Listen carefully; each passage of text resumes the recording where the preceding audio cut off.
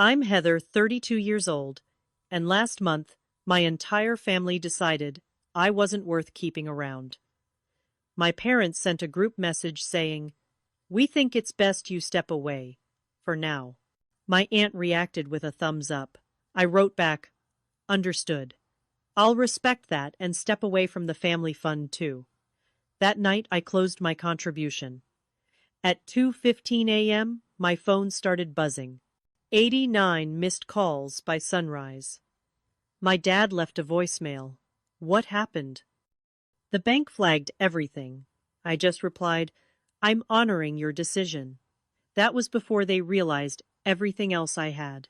Before we continue, let me know where you're watching from in the comments. And don't forget to like and subscribe if you enjoy stories about families learning hard lessons about appreciation. The Millers weren't just any family from Boston. We were the Millers, a name that carried weight in financial circles across New England. Our family business, Miller Financial Advisors, had been operating for 3 generations, starting with my grandfather, who built it from nothing during the post-war economic boom. I grew up watching my father, Robert Miller, expand what my grandfather had created. Our 5-bedroom colonial house in Brookline was filled with trophies of success, expensive art, imported furniture, and framed photos of my parents with various politicians and celebrities. My mother, Diana, was the perfect corporate wife who hosted dinner parties where deals worth millions were sealed over her famous apple pie. From an early age, I showed an aptitude for numbers that surprised everyone. While my cousins were playing with toys, I was fascinated by the stock reports my father would leave around the house. By age 10, I was already asking sophisticated questions about market trends that sometimes my father couldn't answer. This created an uncomfortable dynamic that would follow me into adulthood. Despite graduating top of my class from Wharton with a double major in finance and economics, my family still saw me as the little girl who needed guidance. When I joined Miller Financial at 24, my father placed me under the supervision of my cousin Jake, who had barely passed his business classes at a state college. "You need to understand how we do things in the real world," my father explained, patting my shoulder condescendingly. "Jake has been here longer." Jake had been there exactly 7 months longer. Over the next 8 years, I quietly became the firm's most valuable asset. My investment strategies consistently outperformed market averages by 7 to 9% when the industry standard was celebrating 2% gains. Clients specifically requested me, though my father often took credit for my team's performance in board meetings. The family fund was a separate entity from the business, a $12 million pool that family members contributed to and used for everything from new business ventures to vacation homes. My personal contribution had grown to $4.2 million over the years, nearly 35% of the total. What no one in my family knew was that I had been building my own separate investment portfolio since college. While they vacationed in the Hamptons each summer, I was taking meetings with startup founders and angel investors. While they bought luxury cars, I was buying minority stakes in emerging technology companies. Last Thanksgiving, my Uncle William made a toast to the Miller family business, where we all pull our weight and share the rewards equally. Everyone cheered, despite the fact that my division had generated 62% of the company's profits that quarter. I smiled and raised my glass while making a mental note to accelerate my exit strategy. Family meetings were a monthly tradition, held in the mahogany-paneled conference room of our downtown office. I would present detailed analyses and growth projections, only to have my Uncle Richard interrupt with statements like, "That's all very technical, but what does your father think?" My mother would often pull me aside afterward with well-meaning but infantilizing advice. "Honey, men don't like women who sound too smart. You need to let your father and uncles feel important." My Aunt Patricia, my father's sister, and the person who had given the thumbs up to my exclusion, had never worked a day in the business, but sat on the board and received the same profit share as those of us working 60-hour weeks. She had a talent for taking credit for others' ideas, especially mine. Remember when Heather mentioned international markets? I've been thinking we should expand into Europe, she once announced at a meeting, 3 weeks after I had presented a detailed European expansion plan that had been tabled for further consideration. My cousin Amanda was the only family member who seemed to recognize what was happening. Over lunch one day, she confided, "They do the same thing to me, but worse because I don't have your financial skills to make them money. They just want me to marry someone useful to the business." Despite all this, I remained loyal. I believed that eventually my contributions would be recognized and respected. I continued pouring my talents into growing the family wealth while quietly building my own safety net. By my 32nd birthday, my personal investments had quietly grown to $17 million a fact. I kept completely to myself. I bought a beautiful brownstone in Back Bay under an LLC rather than my name, and renovated the home office with state-of-the-art technology. I hired a small, loyal team who worked directly for me, separate from the family business, all under strict NDAs. I secured patents for several financial algorithms I'd developed during weekend hobby time. I never flaunted my success. I drove a modest car, lived well below my means, and continued showing up at Miller Financial every day to make money for people who didn't appreciate me. Some might call it strategic patience. Others might call it conflict avoidance. Either way, it was about to change. The quarterly planning meeting last month started like any other. The entire extended family gathered in our conference room with my father at the head of the table. I had prepared a comprehensive presentation on a new investment strategy that could potentially increase our high net worth clients' returns by 12%. As I distributed my carefully prepared reports, my cousin Jake walked in 15 minutes late, carrying nothing but a coffee cup and his phone. "Sorry I'm late," he announced, not sounding sorry at all. "I was just wrapping up a call with the Donovan account." The Donovan account was actually my client, but I had asked Jake to sit in on one preliminary call while I finished work on these quarterly projections. My father beamed. "No problem, son. Client relationships always come first. Why don't you tell us how that's going before Heather starts with all her numbers?" Just like that, the first 20 minutes of the meeting were devoted to Jake taking credit for my 6 months of work with the Donovans. I sat quietly watching family members nod approvingly as Jake misrepresented key aspects of the strategy I had developed. When it was finally my turn to present, I had barely gotten through my second slide when Uncle Richard cleared his throat. "This all seems unnecessarily complicated," he said, not bothering to hide his dismissive tone. "Our clients trust the Miller name because we keep things simple and reliable." My Aunt Patricia nodded vigorously.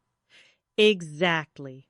All these algorithms and technical strategies just confuse people." I took a deep breath.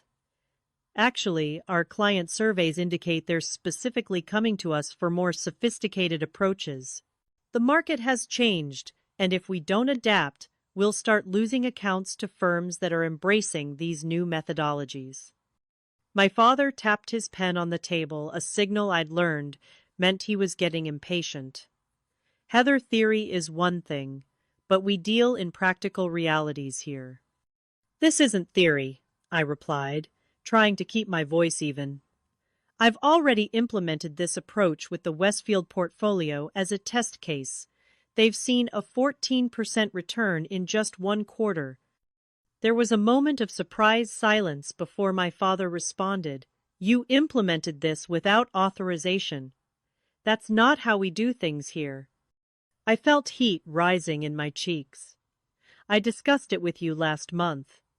You said to do whatever I thought best with the Westfield account, since it was underperforming.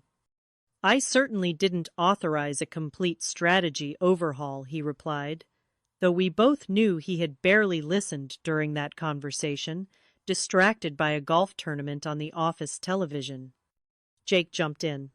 I have a simpler approach we could consider. He had nothing prepared, no slides, no data, not even a notepad. Yet for the next 30 minutes, the family listened attentively as he essentially repackaged ideas I had presented last year with key components missing that would actually make them work.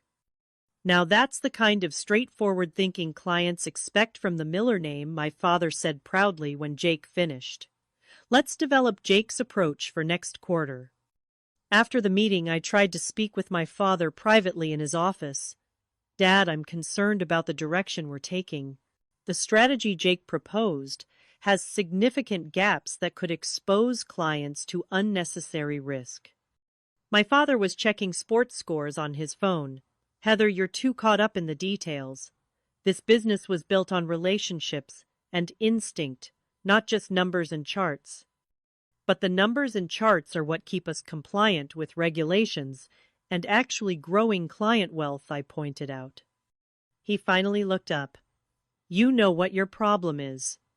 You've never trusted the family way of doing things, always thinking your fancy degree makes you smarter than everyone else. I was stunned. That's not true. I've dedicated my entire career to this family business. And we appreciate that, sweetheart. But sometimes you need to remember that you're still learning how things work in the real world. I was 32 years old, managing over $300 million in client assets, with a track record that had helped double the firm's value in 8 years. And I was still learning. As I left his office, I overheard my Aunt Patricia talking to my uncle in the break room.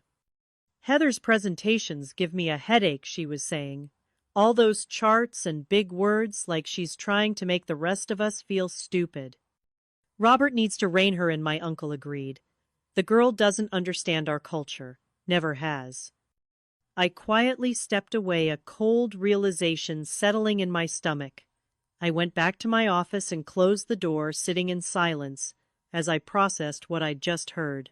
For the first time, I allowed myself to accept what part of me had always known: I would never be fully respected in my family business, no matter what I contributed. That evening, rather than joining the family for our usual post-meeting dinner, I went home to my brownstone and began reviewing my personal affairs. I confirmed that all my independent business dealings were properly separated from family assets. I checked that my patents and intellectual property were securely in my name alone. I reviewed client contracts to confirm which relationships were legally tied to me personally rather than the firm. I wasn't planning anything specific yet, but something had shifted, and I knew I needed to be prepared.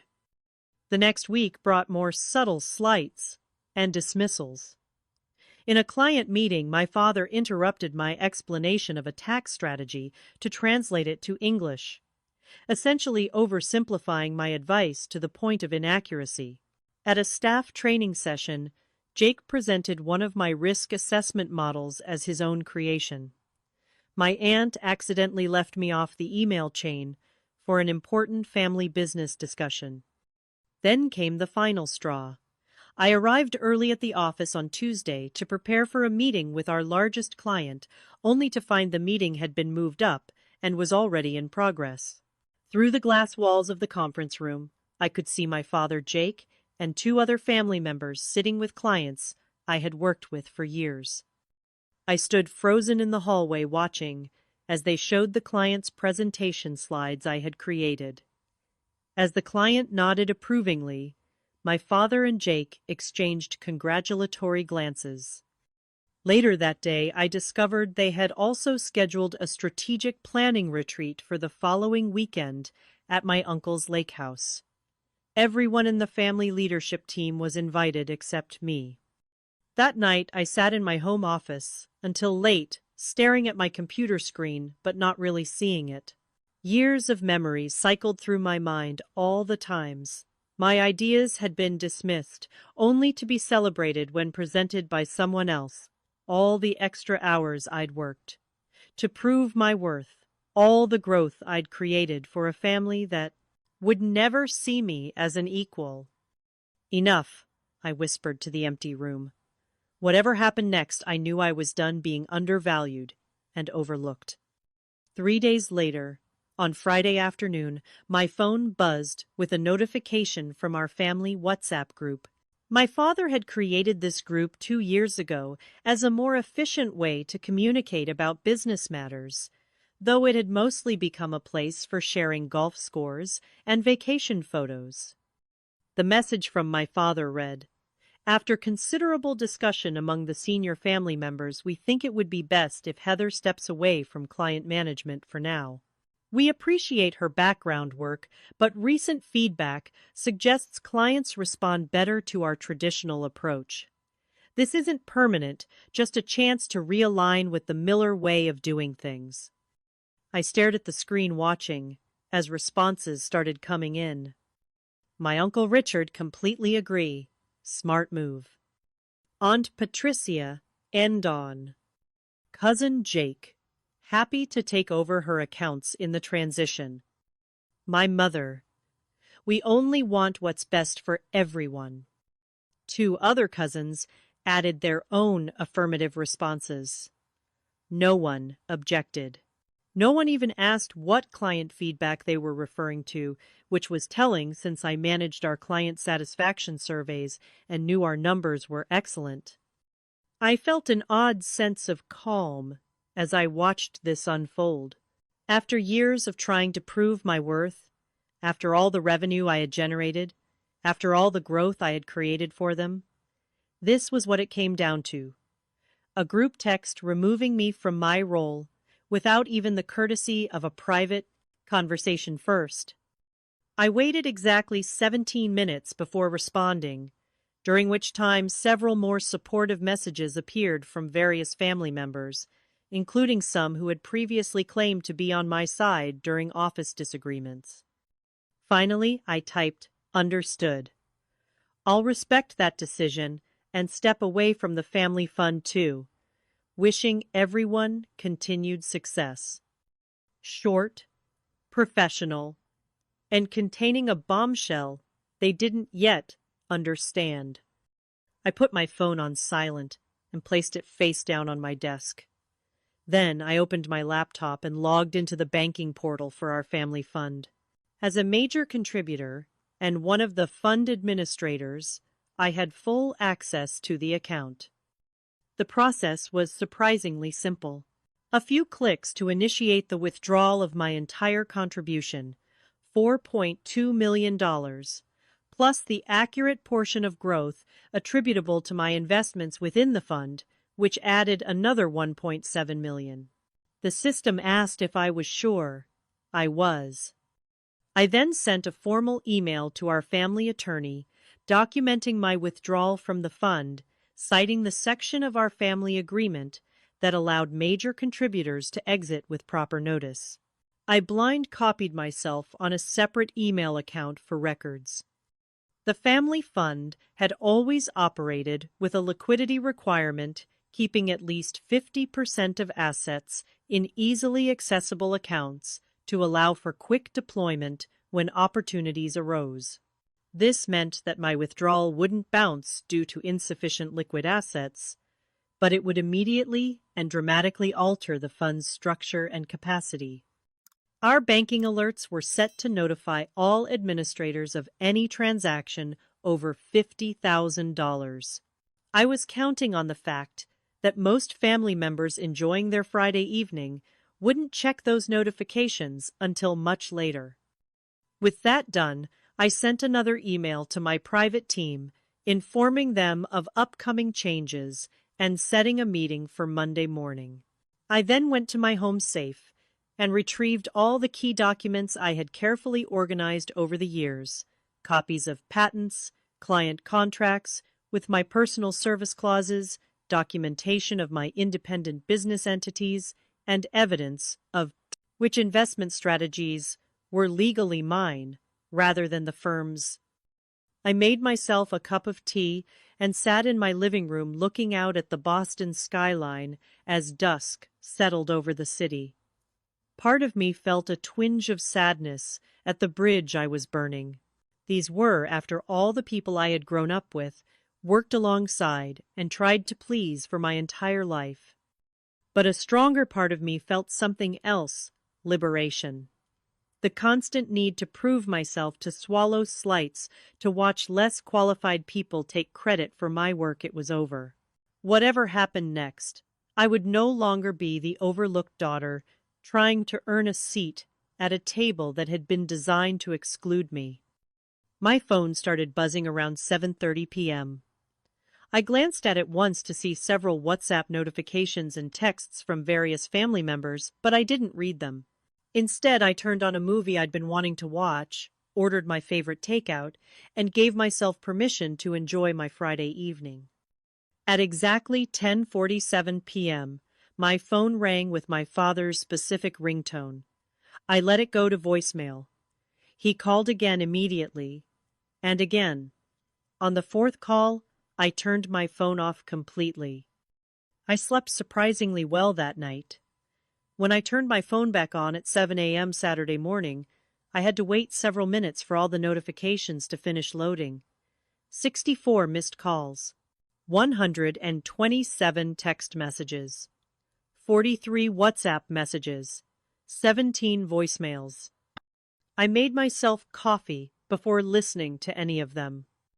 The first voicemail from 10:48 p.m. Heather, it's Dad. Call me immediately about this fund transfer. There must be some mistake. The second from 11:10 p.m. Heather, this is completely unacceptable.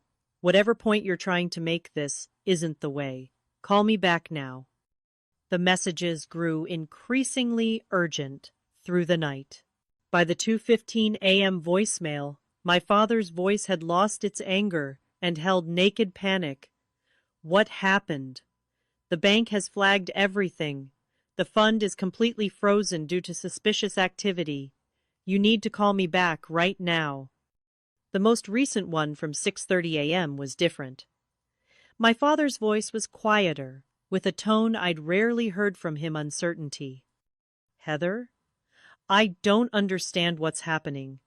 Whatever we did to upset you, this seems extreme. The entire family fund is locked down. The bank needs your verification to unfreeze the accounts since you initiated the transaction.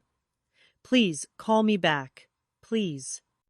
I finished my coffee, took a shower, and dressed in my favorite outfit, a well-tailored blue suit that had always given me confidence. Only then did I send a single text message to my father. I'm honoring your decision. You asked me to step away, and I have.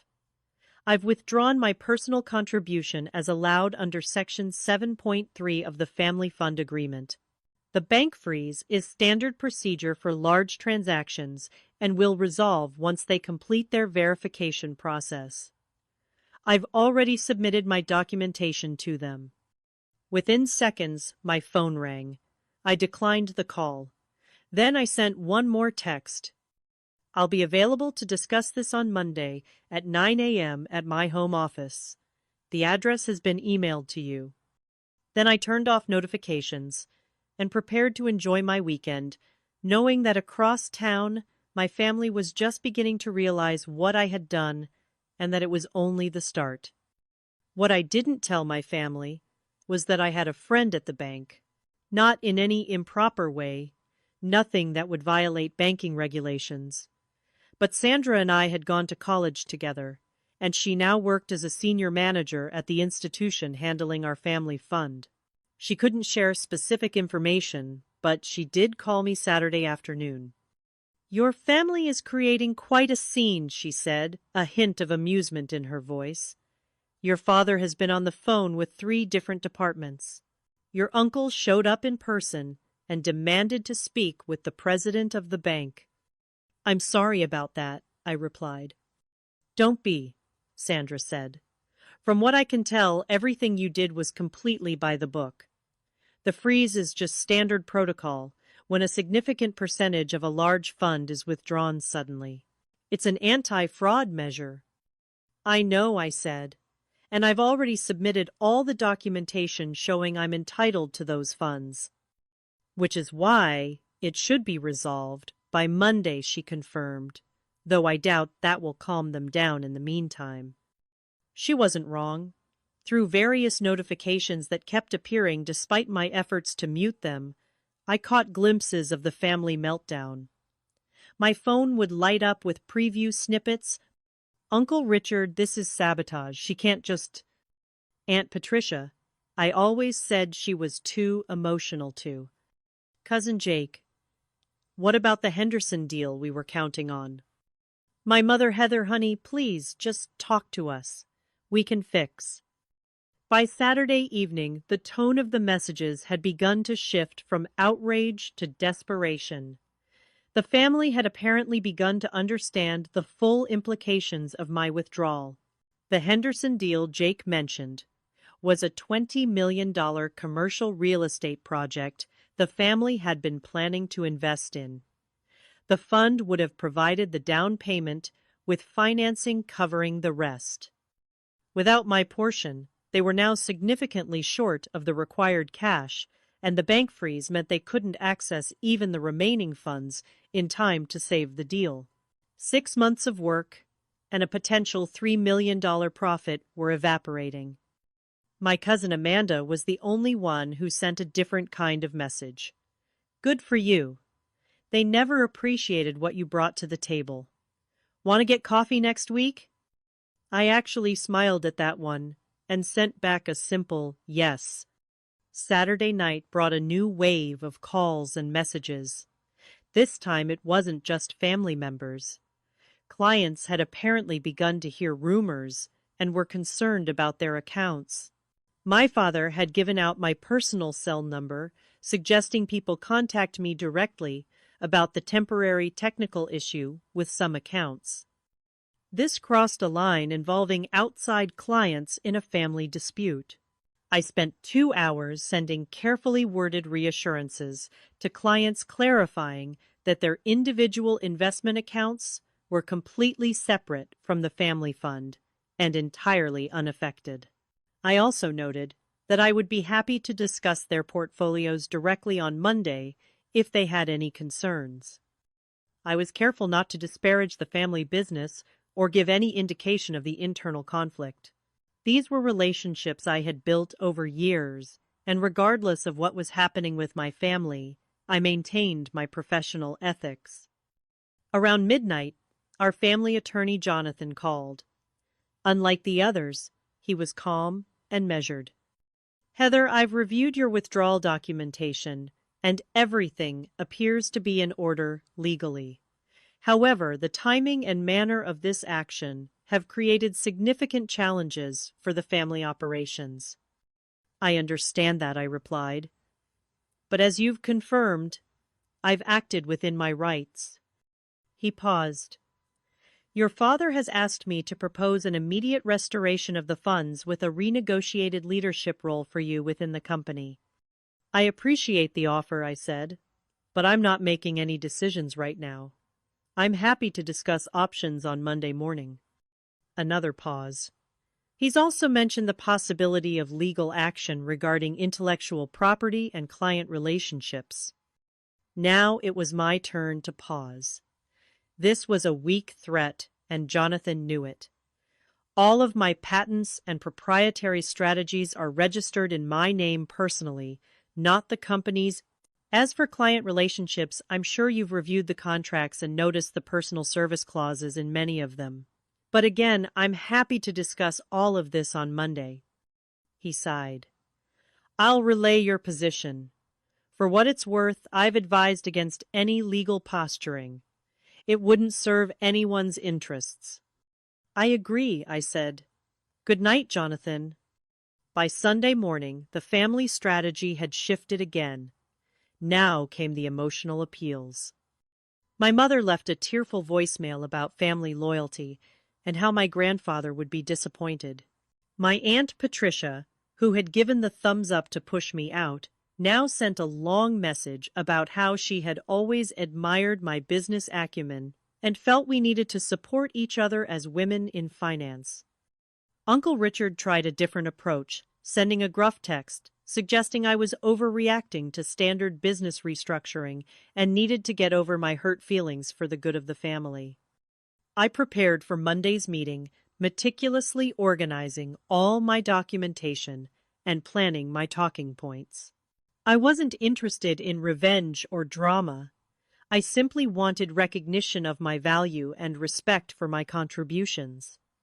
Sunday night, my home security system alerted me to someone at my door. Through the camera, I saw my father standing there looking uncharacteristically disheveled. His normally perfectly pressed shirt was wrinkled, and he seemed to have aged years in 2 days. I considered not answering, sticking to my Monday morning timeline, but something in his defeated posture moved me. I opened the door but didn't invite him in. "Heather," he said, his voice hoarse, "the Henderson deal falls through tomorrow at 9 a.m. if we don't have the funds. It's $3 million down the drain." I looked at him steadily. "That sounds like a business problem that needs a business solution." "What does that mean?" he asked.